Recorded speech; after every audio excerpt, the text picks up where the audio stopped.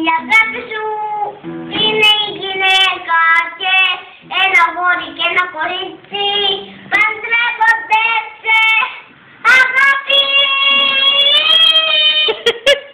Σε αγάπη την πόρτα πήγανε στο σπίτι να φτιαχτώσουνε κι όταν είδανε το στράτο πήγανε στο τζιπ και πήγανε δρόμο οι κουφάρες και όταν έφτασαν πήγαν στο σπιτάκι τους.